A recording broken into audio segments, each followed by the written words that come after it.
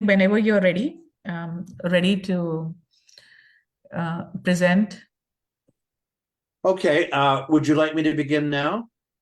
Yes, just give me 1 second. I'll click start. I'll start the recording. Okay.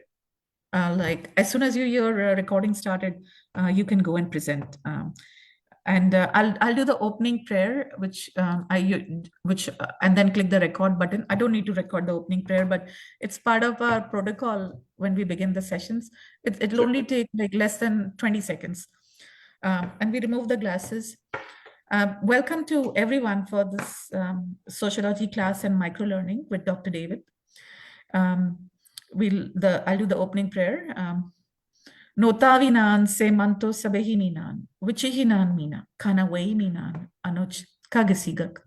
Dianan ke tabasinisak na pewak na pesisak, iskwewak iskwesak, ekwa, kahakio, kotagak, aisiniwak ota, askihek, kita tamihinan, hi. Very pleased to welcome Dr. David. Go ahead, Dr. David. Yeah, thank you, Manisha. All right, well, the old title was called I Can See Him Clearly Through My Eyelids. And, this was actually a direct quote from somebody I interviewed, that he awoke in the middle of the night and he said that he saw a devil, at the foot of his bed looking at him. And I was very struck by the fact that he said I could see him clearly through my eyelids, which, if you think about it, is, a direct contradiction in terms. But anyway, I've since gone on and I've changed the title now to Phantasmal Demographics. Demographics is the study of populations, counting Canadian ghosts, a symbolic interactionist approach. Okay, so I'll talk about what symbolic interaction is a little bit later. But anyway, here we go. Now, first of all, I think it's important to note the difference between the paranormal and the supernatural. A lot of the times people don't know the difference, and I admitted I didn't know the difference until recently.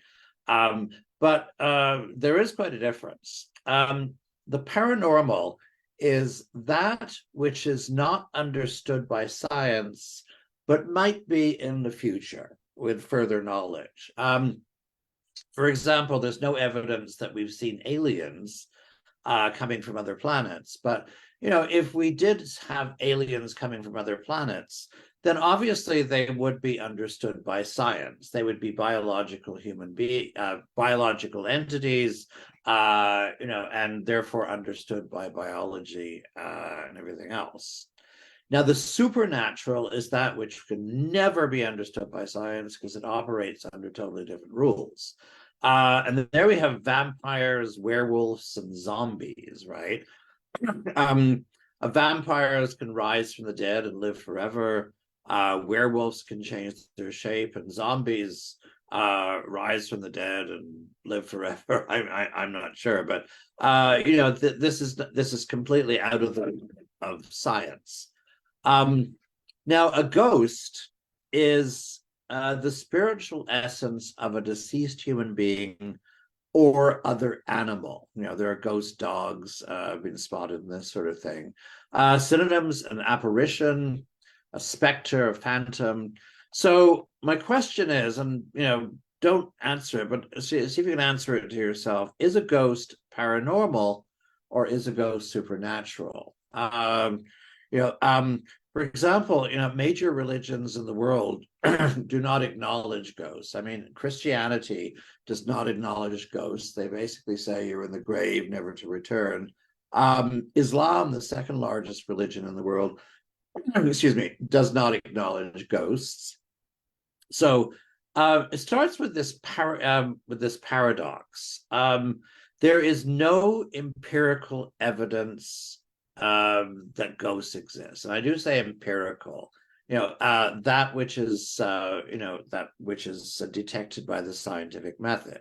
So we have no empirical evidence, yet we have millions of sightings across the world and throughout history.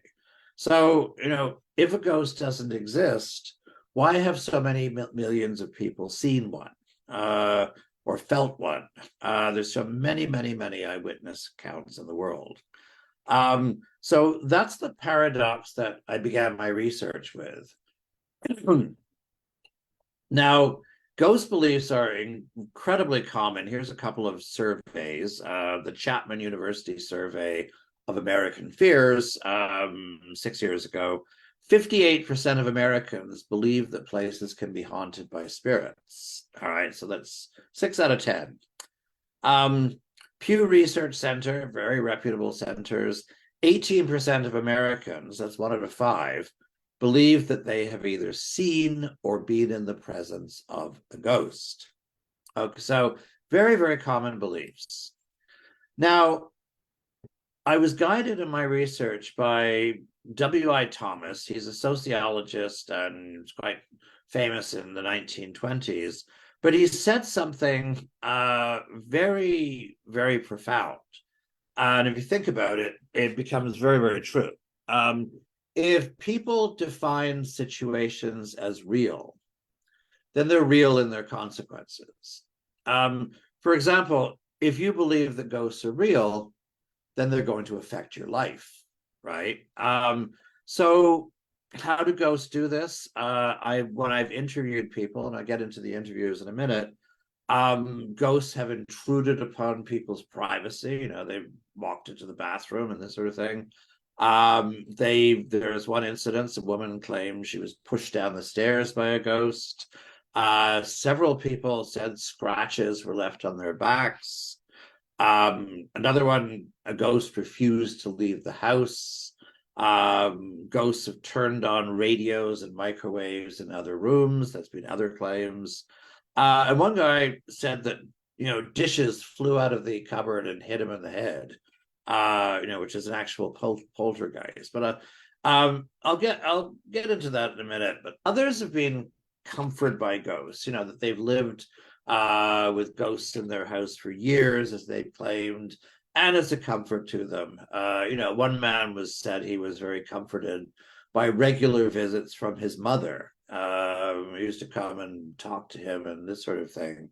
She was long dead, of course. So, all right, now an overview of my research. So I wanted to know how people experience ghosts, how they maintain their beliefs, how they explain the existence of ghosts, what a typical ghost would actually look like. So I designed my questionnaire. It's called a semi-structured questionnaire. It was audio taped, and I interviewed people in coffee shops and hotel lobbies, went to their houses. You know, most interviews lasted a little more than an hour. And my first question was simply, could you tell me about the first time you encountered a ghost? So it was more or less, you know, an invitation to start talking. And people had no trouble. I mean, a lot of people were basically relieved that they could finally tell their story. So I didn't have any trouble, you know, soliciting any information out of people.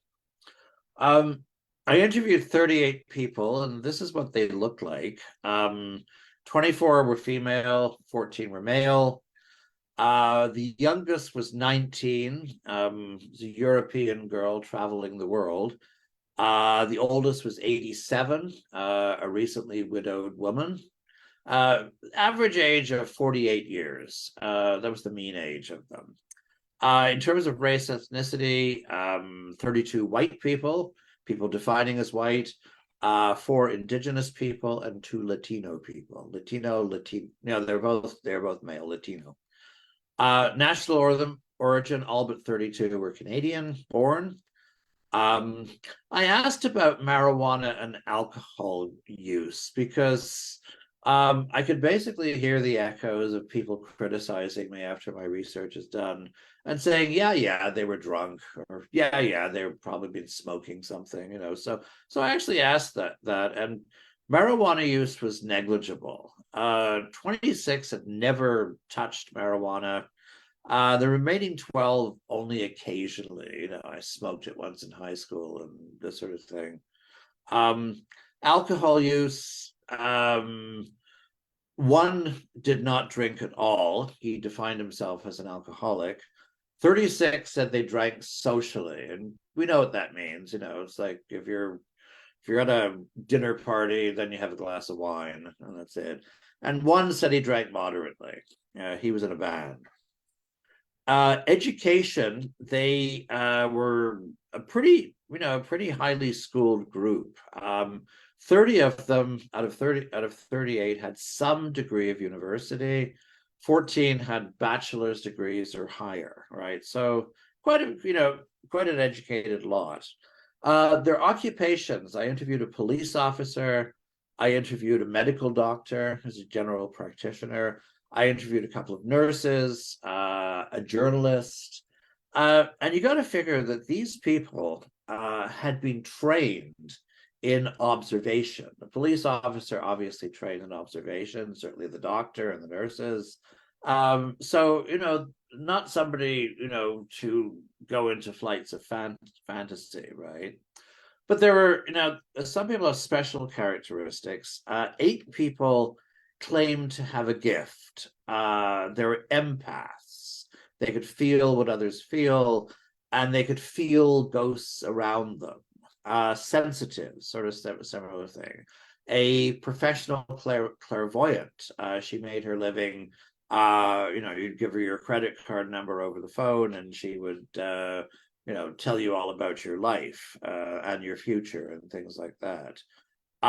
2 Indigenous spiritual leaders, and 5 paranormal investigators. They were interesting. They were, it's not a profession that you go to school for, but, they're volunteers.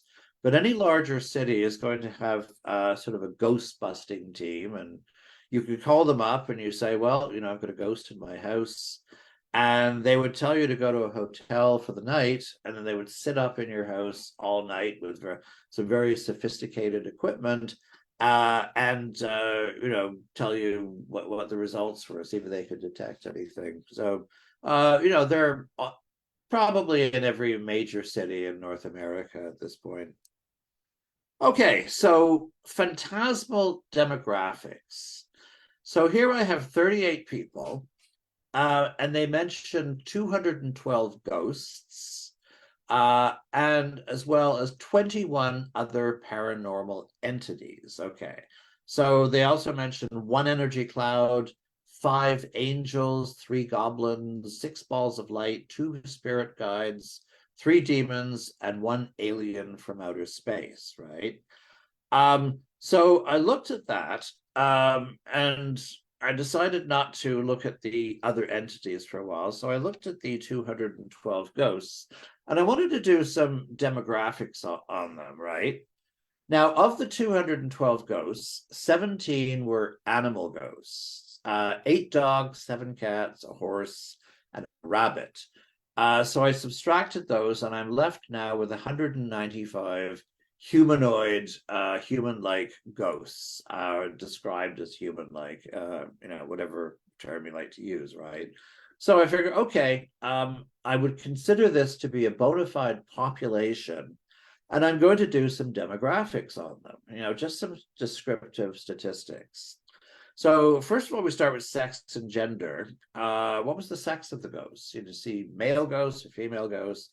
And no surprise, it was like evenly split down the middle. 79 male ghosts, 77 female ghosts. Not mentioned. Some people said, "Oh, I saw a ghost," and this sort of thing. A lot of this, I determined the sex by virtually by pronouns, by labels. They said a man, so I assumed it was a male ghost. He or she, so I assume male or female ghost. Also, other things, traditionally gendered occupations. One woman said, "I saw an old sea captain." I assume that to be a male, because 150 years ago there probably were very, very few female sea captains. The age of the ghosts, 18 were described as children, 32 were described as old, aged, or elderly, and the rest were not described at all, and they were called a man or a woman.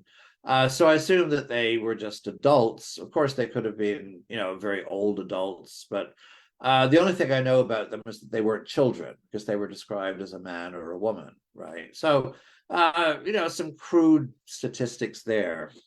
But actually, ghosts, as people talk about them, they have two ages.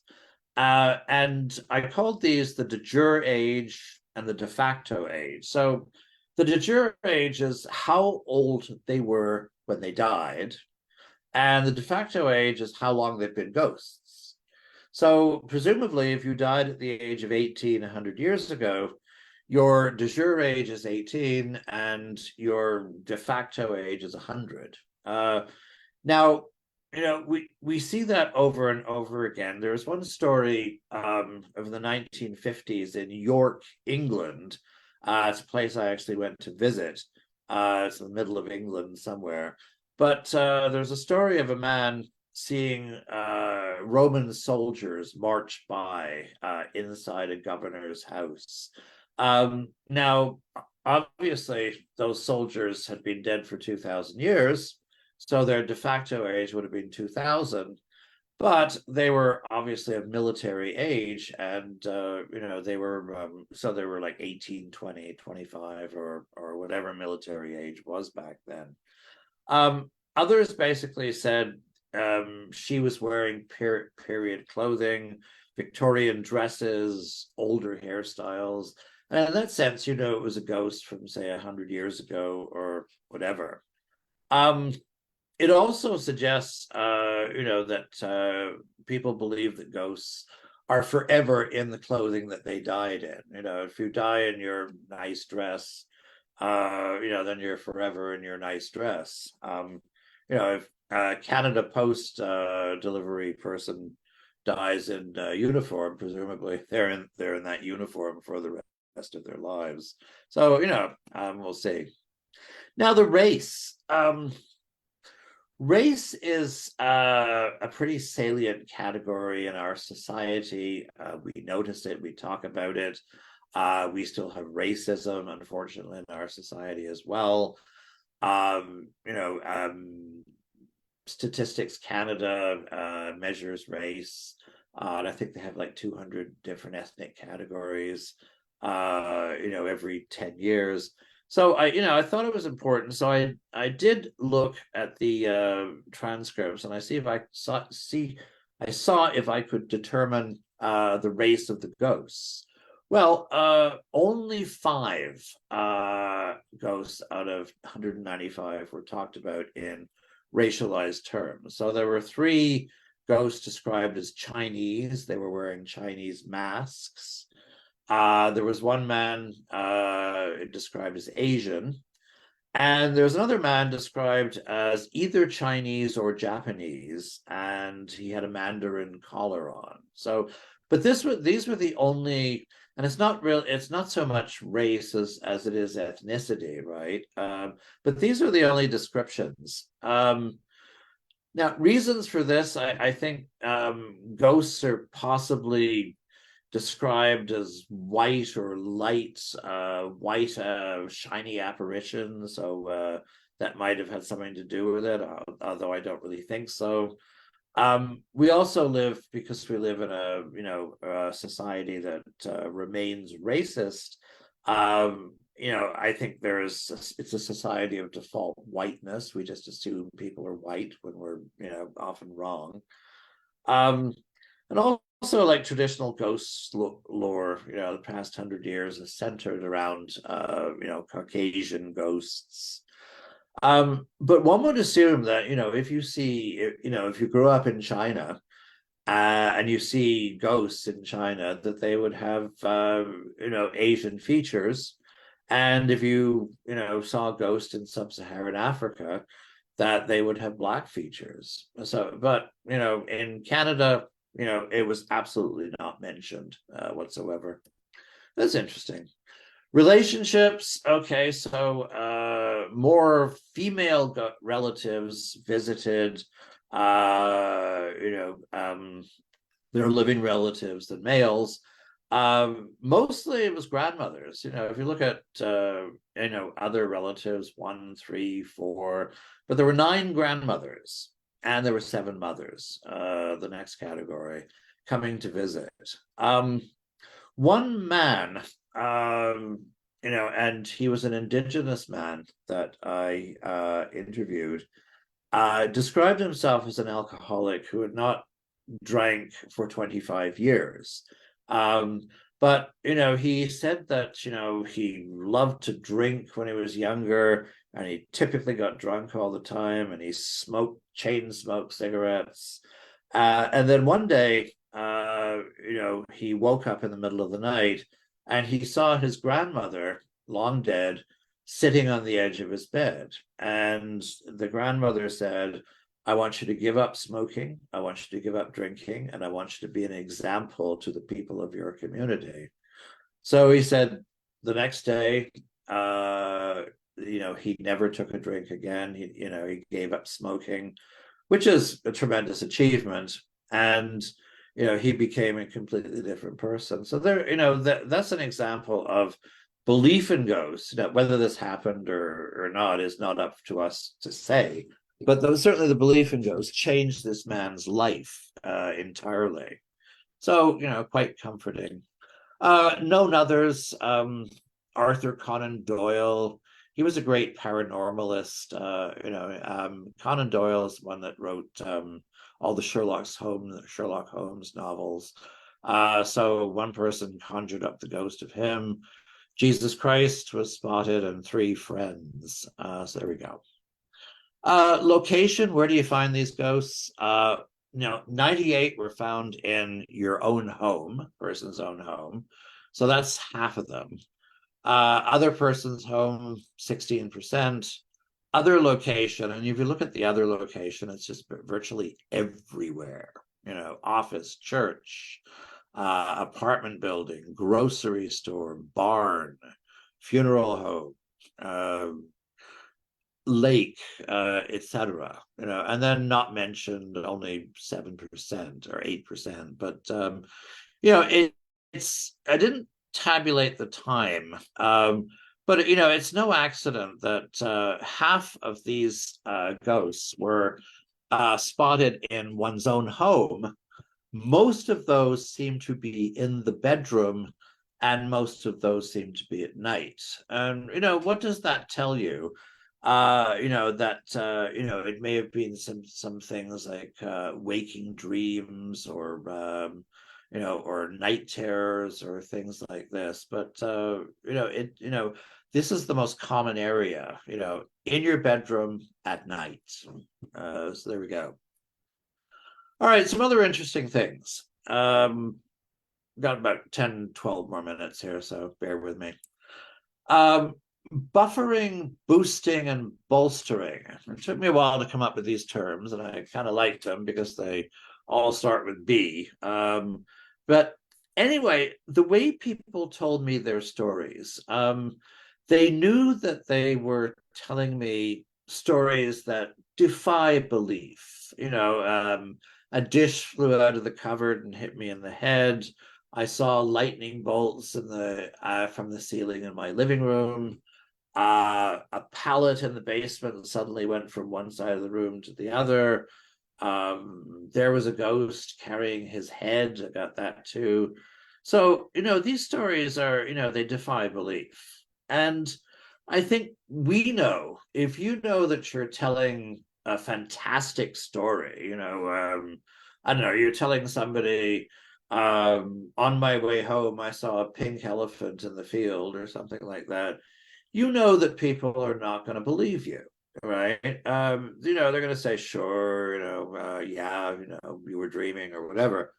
So if that's the case, if you know in advance that people might not believe you, you have buffering, boosting, and bolstering, which is evident in the way that they tell their stories. So with buffering, it's basically to add phrases to increase your belief, so I tell you a story and then I say, it's true, believe me, I'm telling you the truth. And then the negative side, I might also say, I'm not lying to you. It's or I was stone cold sober at the time when I saw this thing. So that's what I call buffering. Boosting is when you say that somebody else was with you and they saw the same thing. Now, if one person sees something weird, that person could be crazy or thought to be crazy. If two people see the same thing, it becomes verifiable. If 3 and 4 people say the same thing, it can be. So there's proximal boosting, that's people near you. They saw the same thing at the same time. And I had a family of 4 saw the same ghost in a graveyard. And then distal, you see the same ghost, but at different times and in different places. For example, I think a lot of people have been to Banff, most of us Albertans, I guess. There's this wonderful, the Banff Springs Hotel. Well, there's all sorts of legends about a former bellman, and he was dressed in a uniform. I think it's Jimmy the Bellhop, or I think his name is Jimmy the Bellhop. But anyway, he's been spotted all over the hotel. He's been spotted in the elevator. He's been spotted walking down the hallway, and by guest after guest after guest after guest, say they've spotted this weird man, short with, wearing red uniform and that sort of thing. So that's distal boosting. And then bolstering is basically where you're giving information. You're saying that other people support your story. All right. Why are there ghosts on Earth? So I asked people this, and they gave me 4 reasons. It's interesting that they believe that they know this, but first one is that you're confused. You don't know that you're dead. And there's a movie here, The Sixth Sense, with God, who's I forgot the name of the actor, but it's the one where it's one where the little boy says, "I see dead people," and I think many of us seen that. But anyway, Malcolm Crowe doesn't know he's dead, and he realizes at the end of the movie he's dead. I just gave away the plot, but we just like that. Then they're attached to an earthly object. One ghost, a female ghost, was attached to a baby crib because her baby died in that crib and she couldn't leave it. 2 ghost dogs were protecting their earthly master's property, and this sort of thing. The other one is that they have unfinished business. And this is another movie. This is Stir of Echoes, also 1999, starring Kevin Bacon. But they have unfinished business on Earth. And the 4th reason is that they're unwilling to go, through the tunnel of light. They have described it, going through the tunnel of light, or that the tunnel to the other realm only opens so many times, and if you miss it, well, you're stuck on Earth. So these are what people told me that they believed. Science and the paranormal. I asked people, I'm going to wind up here soon. I asked people, what science says? Science says there's no such thing as ghosts. How do you answer that? And there were 3 types of answers. I called them allying, distancing, and equivocating. So allying, they're saying, yeah, well, the fact whether there's ghosts or not, that is a scientific question. It's, the hypothesis is that there are ghosts, and then you'll set out to either support your hypothesis or not support it. So they're basically allying with it, and and they tend to use electromagnetic, detectors, static noise detectors, and television, or video cameras, and this sort of thing. Distancing, science doesn't know everything yet. So they cannot say if something exists or doesn't exist because basically they have no idea. And then finally, equivocating. They're saying, and this was the most common, where they said, "Well, science has its opinion, and I have mine." And this is just basically the same thing as you might find in people who believe in creationism. There's evolution versus creationism, and whenever evolution comes out with its tenets, the creationists might say, "Well, that's just an opinion." My opinion is it's creationism. So you get the same thing. It's equivocating. How do you get rid of a ghost? Some people called people or did things to get rid of ghosts in their house. Divine assistance. People would pray to God, or one person asked for help from archangels Michael and Gabriel. Smudging, basically to call an indigenous elder to come and burn sage and sweetgrass in their houses. Blessing, somebody called a Catholic priest to come and bless their house. Charms, amulets, fetishes, and this sort of thing, basically putting special objects on the door that would let ghosts know they're not welcome. Or bowls of water here and there, to soak up the evil. And then elaborate ritual. One person called a woman who did this elaborate ritual in every single home, edging her way to the door, and then finally, and of course, the person said, "I never saw a ghost again after that." So it's interesting. How do ghosts appear? In terms of sight, if you say I saw a ghost, this is most commonly through the corner of my eye. So I saw the ghost in the corner of my eye. And that was most common. Very few people claim that they saw a ghost dead on, standing right in front of them, right? Hearing, bangs on the wall, bangs on the pipes downstairs, creaky floors, creaky staircases. Touching, several people said they were touched by ghosts. Smells, people detected smells like, smell of roses or lilacs where there were no roses or no lilacs around to be smelled. They thought this was a sign. So this is the way, everything but taste. There are 5 senses, so these are 4 of them. Nobody tasted a ghost. Sounds weird. Other ways of detection: through my mind's eye, through my third eye, clearly through my eyelids. I could feel his emotions. I felt toxic energy in the room.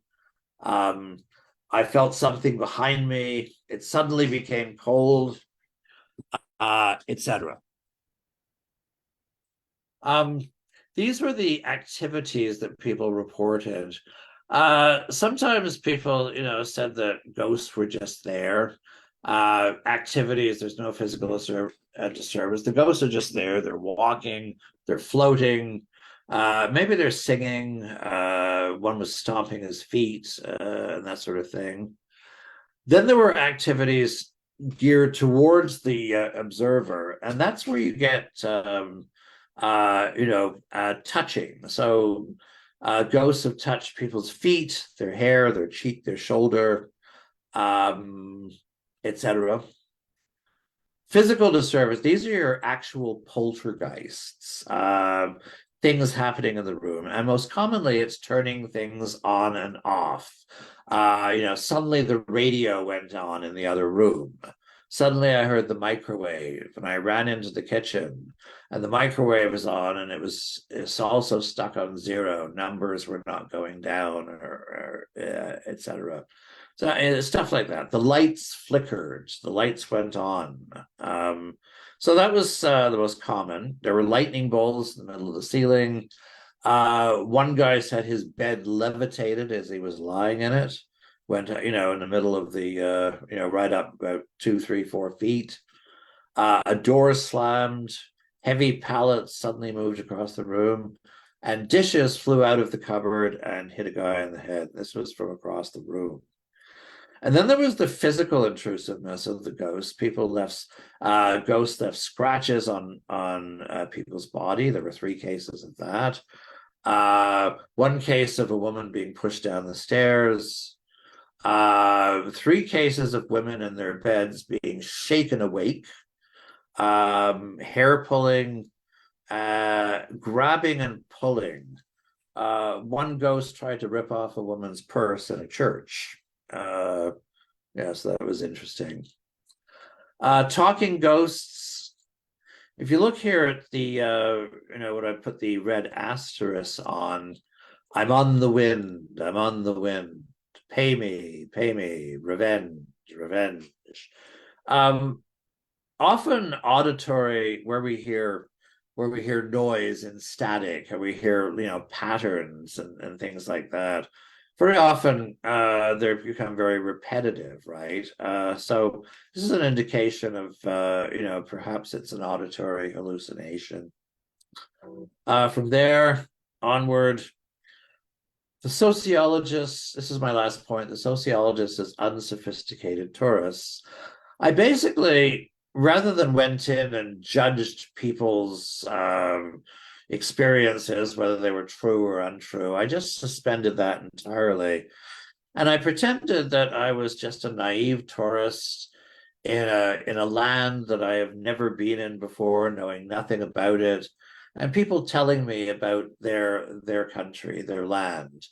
And I was just taking it at face value. And I think that was basically the best way to do research, rather than sort of judging or trying to debunk people or doing anything of that nature. And that's where I feel that I learned the most.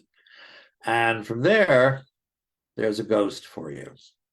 So that is basically the end of the talk. I'm going to stop sharing screen. And if anybody has any questions at all, I'd be very happy to answer. If you have any stories, if you have anything that you just wanted to share, I'd be grateful to hear. But otherwise, thank you for putting up with me, and thank you for listening to me.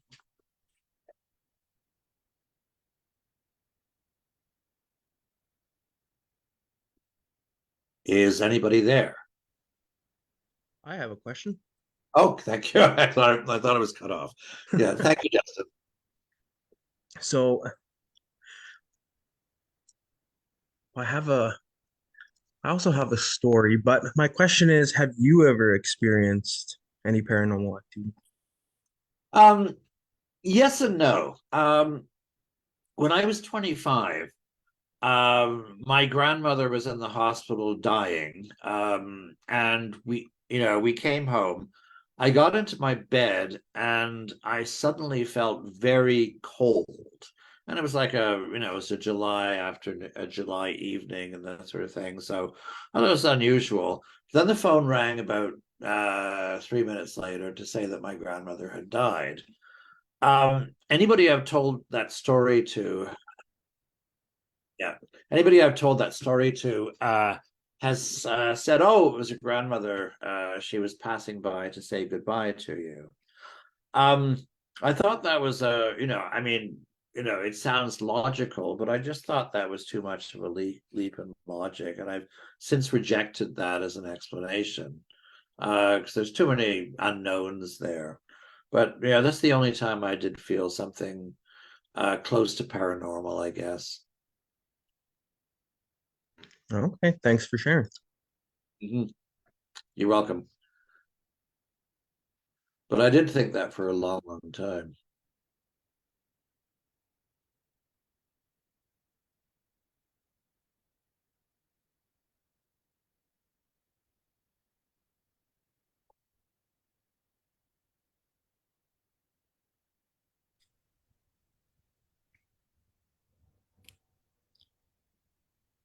Questions?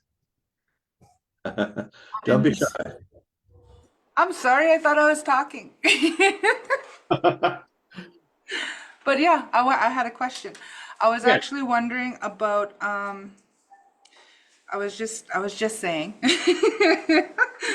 to nobody, but okay, so there are studies that say that you know, our brains can do so many incredible things that like we can heal ourselves if we, you know, tap into that part of our brain, because we're really only Sure. using what, like 10% or something like that of it. Okay. Yeah. So what I'm wondering is, how do you think that maybe sometimes the brain could make the scratches on us, or Oh, like, do oh, you think there's like a correlation there, or if this is actually like, are you gonna do any kind of research with that, or has there well, been research? um, there has not directly on ghost sightings, but there are tons of explanations of seeing stuff that is not there. Now I forget the name of it, but if you see stuff in the corner of your eye, you know, that research will say that your brain is going to sometimes fill in stuff. You know, and particularly if your eyes start to deteriorate, that, you know, your brain will compensate and you will see things in the corner of your eye that are not actually there. But it's your brain trying to make sense of you know, of your entire vista.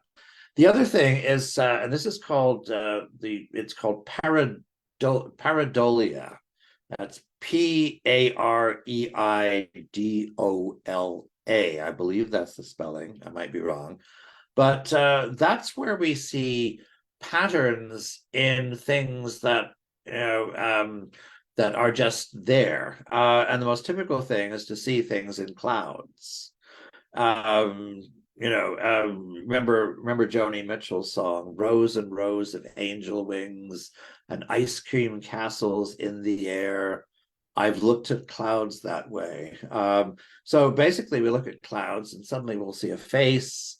Then we see the man in the moon. You know, so, you know, we do tend to you know, try and find patterns in chaos.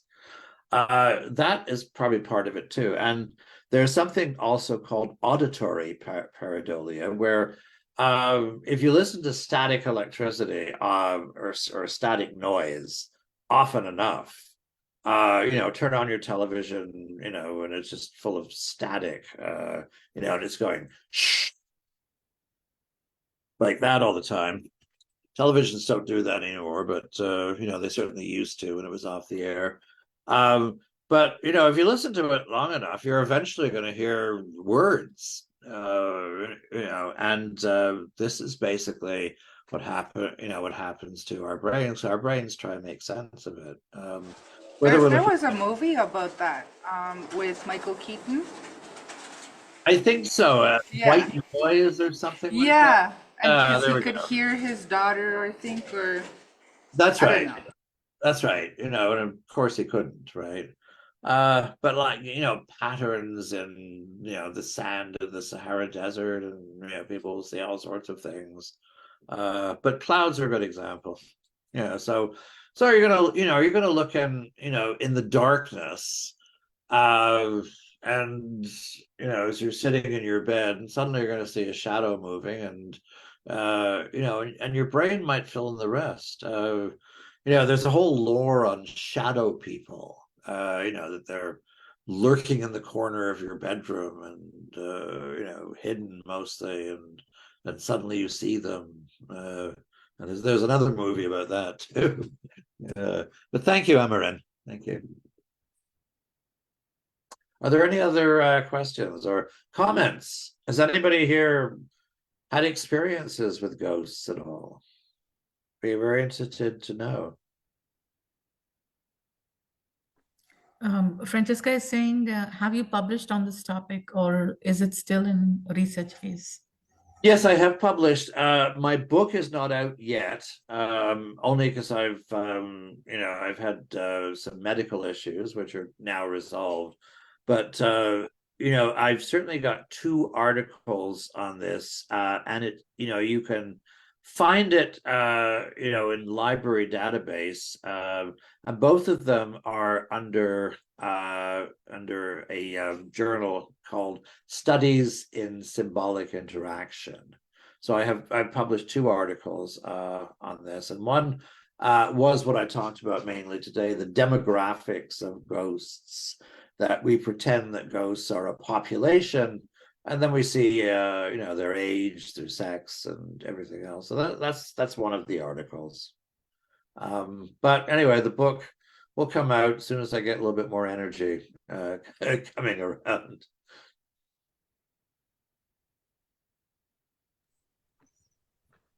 I have a story. Sure. So, my grandmother's house has been known to be, I don't know, just there's been a lot of paranormal activity. A lot of family members have experienced stuff. Right, right. And I lived with her, and so there was this one time where I was very angry. I was very upset. I'm gonna try to make this story short, but I was very angry, very upset. I got home from work and I went to the washroom. There was two bathrooms in this house, and Uh-huh. my grandmother was bathing her grandson in the first bathroom, so I went to the other bathroom where a lot of this activity goes on. And I was using the bathroom. I was very, very upset, and all of a sudden, it's like if you were to jump up into the air and slam your feet as hard as you could. That happened right in front of me while I'm using the washroom. And simultaneously, in the corner of my eye, there was a stack of hair gels, and it's like I could see these hair gels floating in the air, and it's like they slammed against the wall, and then they got flung across the room. Whoa. Yeah, and so and this is all happening while I'm sitting, not being able to move. Sorry, not to be too Yeah, sure. grip. It's kind of a funny story when I tell it in that way, but um, so so somebody stomped as hard as they could, and then these hair gels all went flying across the bathroom, and um, I couldn't do anything. I could just sit there, and I was terrified. I was terrified, and so when I was able to, I got up and I went to the other bathroom. I like ran to the other bathroom, and I asked my grandmother. I'm like, she noticed that I was kind of frantic, and she was like, "What was that? Did you fall?" So she heard what happened, and so Oh, I explained to her what happened, and then she looked like she couldn't believe what I had just told her, and so she immediately got up, came to the bathroom to look, and sure enough, the hair gels are on the floor, and as she's standing in the bathroom, and I'm standing on the outside because I didn't want to go back into the bathroom, I was like terrified. The light turns off while oh dear. she's standing in there. And so it was kind of funny because I almost went running, left my grandma in the bathroom. So I was like, wait, I can't run away. We're both standing there now, and we turned the light back on, and immediately her thought was to smudge. So she immediately wanted to smudge with sage and sweetgrass the entire house. And so Sounded not like, only go ahead. yeah.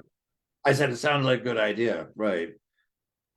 Yes, it was just very interesting because so she heard the big bang, and then while we're both in there, we both experienced the light turning off afterwards. Well, two things. I've heard quite a few stories of intrusive ghosts that, ghosts who go into the bathroom while you're sitting on the toilet or when you're showering or this sort of thing. There was one man who said he grew up with 18 siblings. And there was a bathroom in the big house that he grew up in.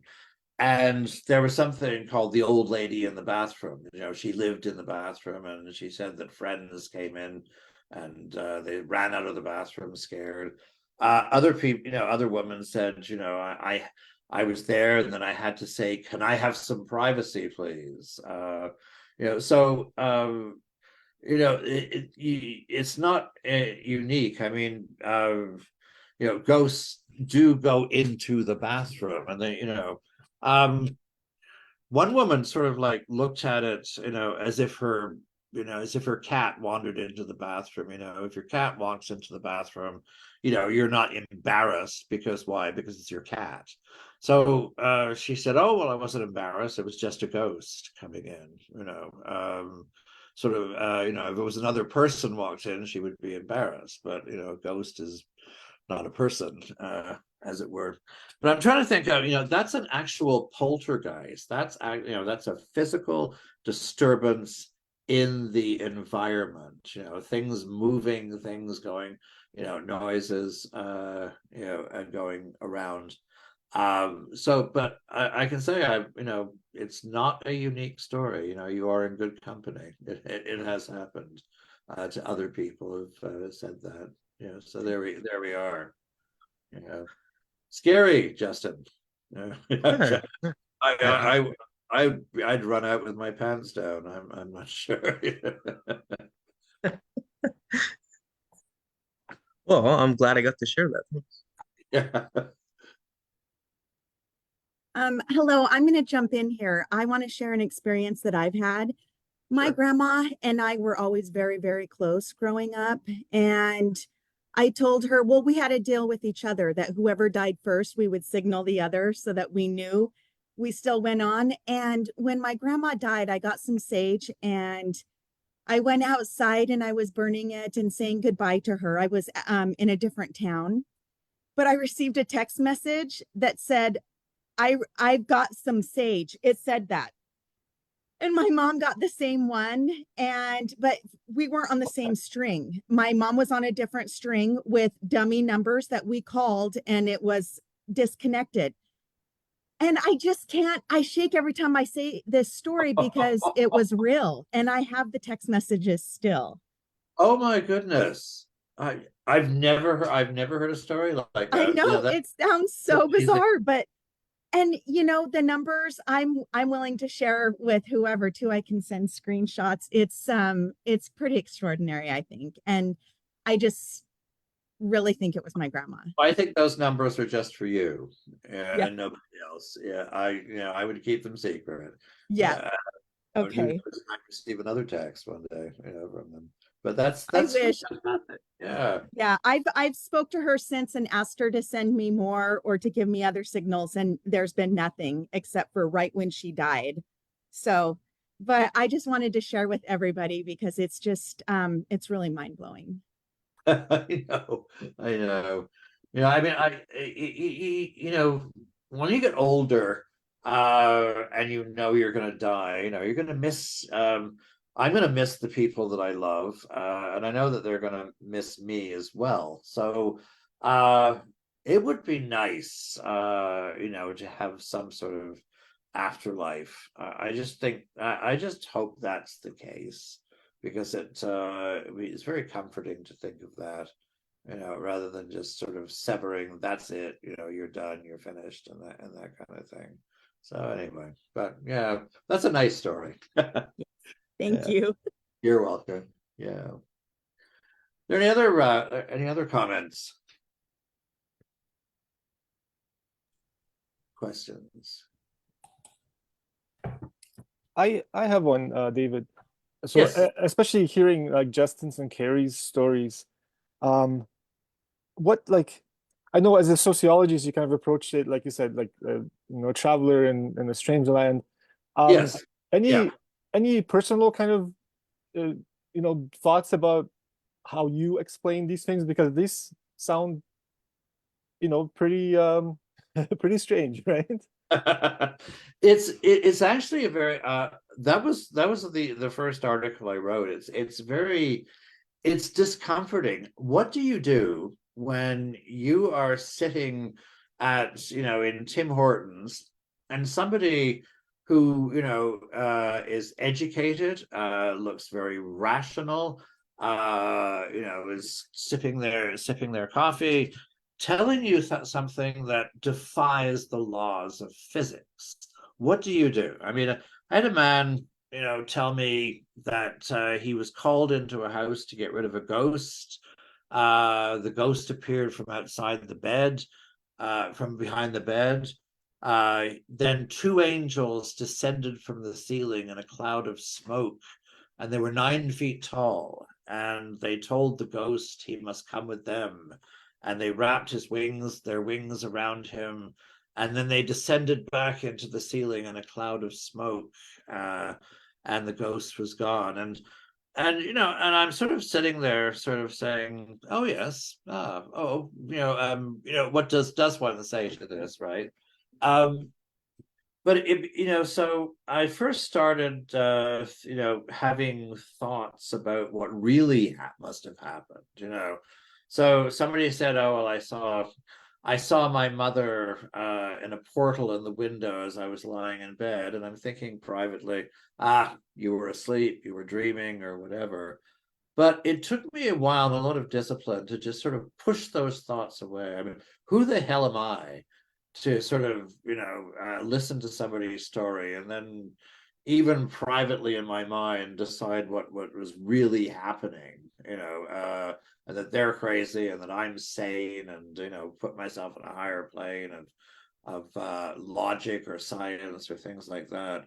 So I really had to tell myself to suspend this. These are other people's realities. It is not for me to walk into other people's realities and start telling them what's going on, or even thinking what's going on. I have my reality, other people have theirs, and they're always going to differ, always going to differ. That's the fascinating thing. And I guess 99% of our experiences in life are the same, and we would agree upon them. If we walked into the park, we would all agree that there are 3 trees, over there, and children playing underneath them. But sometimes, there are areas like the paranormal, like ghosts, where others, some of us are firmly on the foot of there's no such thing. Other people are can be opposite, and they can really tell of their experiences, and no one can convince them that they were dreaming or drunk or or temporary insane or anything. They just, this is my reality. So, and that's the fascinating thing about human beings and the world and our perception of it. Thank you. That's a good way to think about it. I'll dwell on that for a bit. Thank you. You're very welcome. You're very welcome. Thank you. I think multiple realities. We'll close our session with these words, multiple realities, and I'll do the closing prayer. But first, I want to say thank you, Dr. David, for sharing your You're very knowledge welcome. and My pleasure. theory of sociology like symbolic interactionism. And thank you to all the attendees. This 11 a.m. we have guest presenters in our sociology class. And we really welcome all of you. If send an email to me if you want to attend with other presenters. And this closing prayer is to say thank you to all of you and to our presenter, Dr. David and the Creator. Notavinan semanto vichehik. Notavinan semanto vichehik. Hi. Thank you everyone. And in Plains Cree, we always end a conversation by saying muestas, which means that's it for now till we meet again later. Hi. Thank you. Thank you. Bye, everybody. Yeah, thank you. Thank you, Dr. David. I had my students. Thank you.